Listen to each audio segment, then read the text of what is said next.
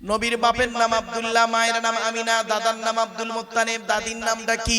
নেতিলা বিনতে কব্বাব ব্র্যাকেটে ফাতেমা, কেউ বলেছেন সামিরা। নবীর নানার নাম হলো আব্দুল ওয়াহাব জুবুরি, নবীর নানির নাম হলো বারিরা বা বাররা, নবীর দুধমার নাম হলো হালিমা, নবীর দুধ বাপের নাম হলো হারেস, নবীর দুধ ভাইয়ের নাম আব্দুল্লাহ, নবীর বাপের নাম আব্দুল্লাহ, নবীর দুধ ভাইয়ের নাম আব্দুল্লাহ, দুটো যেন এক করে ফেলবেন না। নবীর জন্ম 570 খ্রিস্টাব্দে, ইংরেজি কি মাস ছিল? 29 আগস্ট। আর নবীর আকিকা হয়েছিল 5ই সেপ্টেম্বর। 570 খ্রিস্টাব্দের 5ই সেপ্টেম্বর নবীর আকিকা হলো। আর নবীর জন্ম হলো 570 খ্রিস্টাব্দে 29 আগস্ট।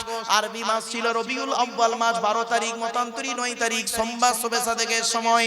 আরবের মক্কা নগরী কুরাইশ বংশে নবীর জন্ম। নবীর বাপেরা হলো 10 ভাই, নবীর মায়েরা হলো 19 বোন।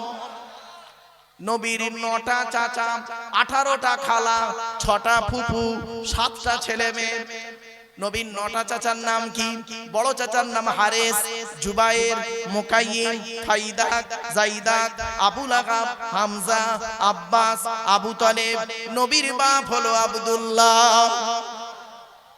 নবীর 7টা ছেলে মেয়ে, 3টে পুত্র সন্তান, 4টে কন্যা সন্তান।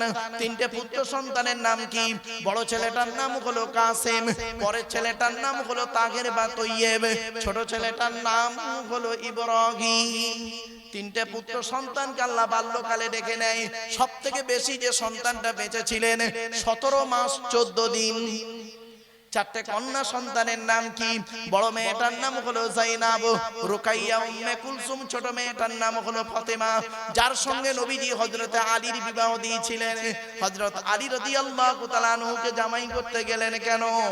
আরবে কি ছেলের খুব অভাব ছিল বুঝি? আর হযরত আলী রাদিয়াল্লাহু তাআলা আনহু কি কোটিপতি ছিলেন? তাও তো নয়। কেন জামাই করতে গেলেন? অনেক আলোচনা, সংক্ষেপে বলে দিচ্ছি শুনে নিন। হযরত আলীর মধ্যে অনেক গুণদান আল্লাহ করেছিলেন।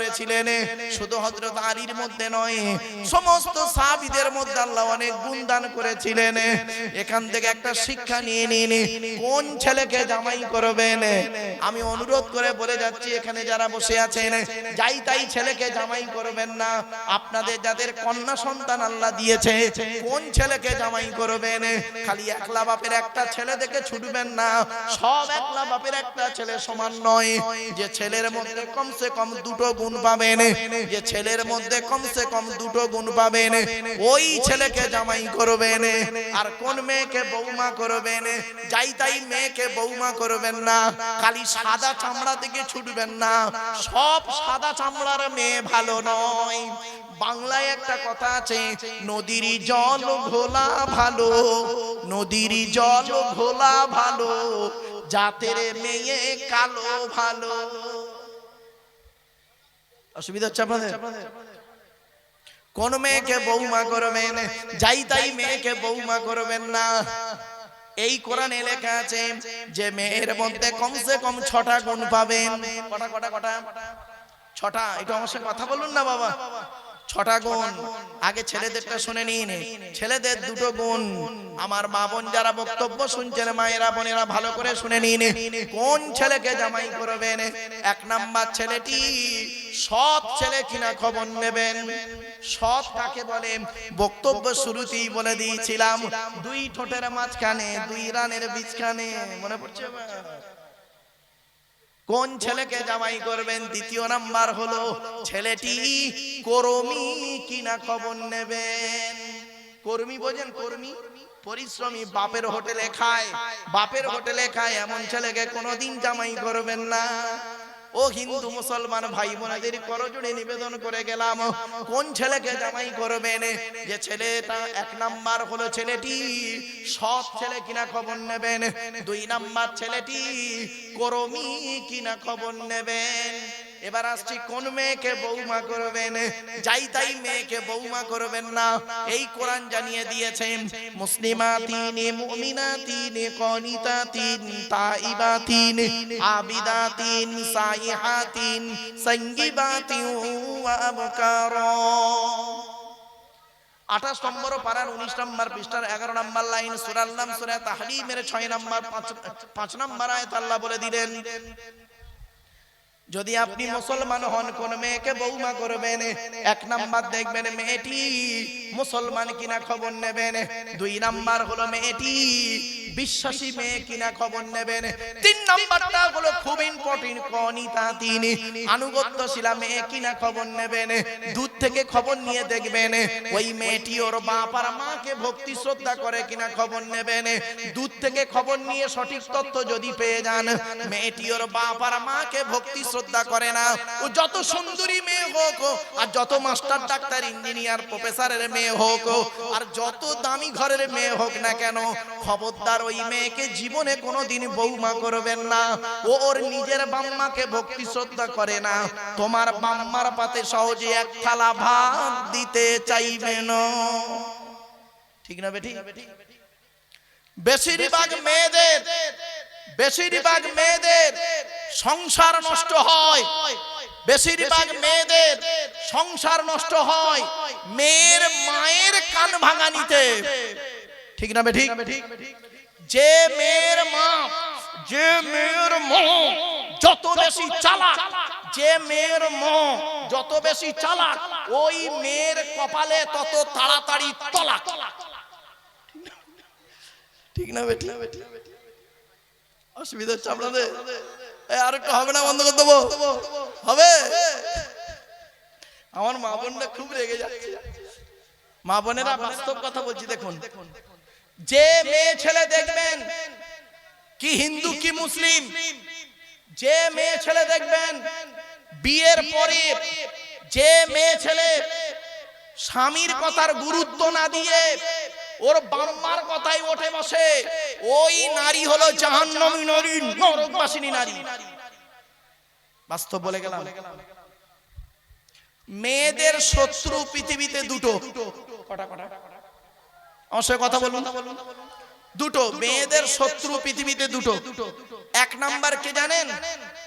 সতীন। সতীন হলো মেয়েদের চরম শত্রু। আমার মা বোনদের কি সুন্দর আইডিয়া দেখুন, বুদ্ধি দেখুন, মা বোনদের বুদ্ধি কত স্ট্রং। স্বামী মরে যায় যাক, স্বামী মরে যায় যাক, সতীন তো বিধবা হলো। বুঝতে পারেন? স্বামী মরে যায় যাক, সতীন তো বিধবা হলো। ও নিজে যে বিধবা হয়ে গেছে ওর খেয়াল নেই। আমার মা বোনদের আর একটা বুদ্ধি বলি। হুজুর এটা কোন থানা? এই দেখো মা বোনদের আর একটা শত্রুকে শুনুন। এই যুবক ভাইরা বন্ধুরা শুনে নাও, যুবকদেরকে বলছি, বিয়ে করবে ভালোবেসে বিয়ে করা ভালো না, বিয়ে করে ভালোবাসা ভালো। একটা হালাল একটা হারাম। বাড়ি থেকে ভেবো বন্ধু, খালি সাদা চামড়া দেখে ছুটো না, বাস্তব অভিজ্ঞতাকে সামনে রেখে বলছি। মেয়েদের আর একটা শত্রুর নাম কি জানেন? ননদ। ননদ বলেছেন? ননদ হলো মেয়েদের চরম শত্রু। এজন্য আপনাদেরকে আমি অনুরোধ করছি, হিন্দু মুসলিম সকলকে অনুরোধ করছি, আপনারা যখন আপনার বোনেদেরকে ছোলা চিনি জামা কাপড় টাকা পয়সা দেবেন, বউকে না জাইনে দেওয়াটাই হলো উত্তম। আর এখানে অনেকে আছে বউ পাগলা বিবির গোলাম, বউ পাগলা বিবির গোলাম। বোনকে একটা শাড়ি দিচ্ছে, বউকে জানিয়ে, জানো সোনা এইটা বোনকে দিচ্ছি, ওর কলজা ফেটে যাবে। ঠিক না বেটি? আচ্ছা, কেনই বা আপনারা বইয়ের অনুমতি নেবেন না? আপনারা কেন বইয়ের অনুমতি নেবেন না? অবশ্যই আপনাদের বইয়ের অনুমতি নিতে হবে, অবশ্যই নিতে হবে বইয়ের অনুমতি। কেন নেবেন? কেন নেবেন বলবো? রাগ করবেন না, ভালো করে শুনুন। কেন অনুমতি নেবেন বইয়ের? 50,000 টাকা ইয়াম্মা গাড়ি 5 ভরি সোনার বিনিময়ে। কবে বলেছিলেন? বাসর রাতে, ফুলসজ্জার রাতে, গভীর রাতে, বইয়ের ঘরে একা একা যখন ঢুকেছিলেন, মনে মনে কি বলেছিলেন একটু স্মরণ করিয়ে দিই। 50,000 টাকা ইয়াম্মা গাড়ি 5 ভরি সোনার বিনিময়ে আজ থেকে তোমার বাপের কেনা চাকর গোলাম হইয়া গেলাম। তুমি যাহাই বলিবে তাহাই শুনিব। গন্ডগোল যদি করি মারিতে দ্বিধাবোধ করিবে না। তোমার বিরুদ্ধে যদি কোনোদিন কোনো গন্ডগোল করিয়ে থাকি স্বরূপনগর থানায় বধূ নির্যাতন কেস দিয়া বাপ আর মাকে জেলে খাটাইয়া লকাপে ঢুকাইয়া আমারে পেটাই দেবে। হয়েছে বাবা, অসুবিধা হচ্ছে,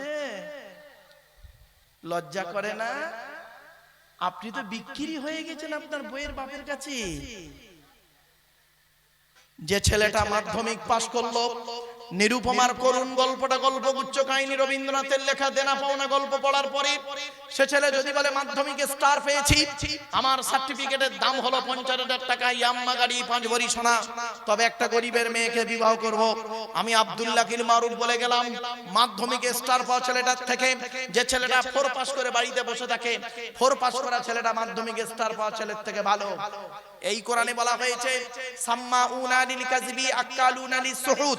সুহুদের তাফসীরে ব্যাখ্যায় বলা হয়েছে বিয়ের পূর্ণিমা তেমন হারাম, ব্যভিচার করা যেমন হারাম, অবৈধ নোংরা কাজ। আপনি কোথায় আছেন? চলুন এগিয়ে যাই একটু একটু করে। আচ্ছা ভাই, পুত্র সন্তান দেওয়ার মালিক কে? জোরে বলুন। আল্লাহ। কন্যা সন্তান দেওয়ার মালিক কে? আল্লাহ। কত ফেরেশতা মার্কা লোক আছেন, আমি তো ভাবতেই পারতাম না। তা আল্লাহ যদি পুত্র সন্তান দিল, কন্যা সন্তান দিল, তাহলে একটা বৌমার 6টা কন্যা সন্তান হয়েছে বলে তার শাশুড়ি তার বৌমাকে বলে তোর পেটে বেটা ছেলে নাই, তুই বেরো। একথা কেন বললো? আপনি ছেলে হয়ে কোনো প্রতিবাদ করতে পারলেন না, আপনি পুরুষ। ছি ছি ছি ছি ছি ছি। আপনাকে পুরুষ বললো কে? আপনি তো নিকৃষ্ট মানুষ। শুনে নিন।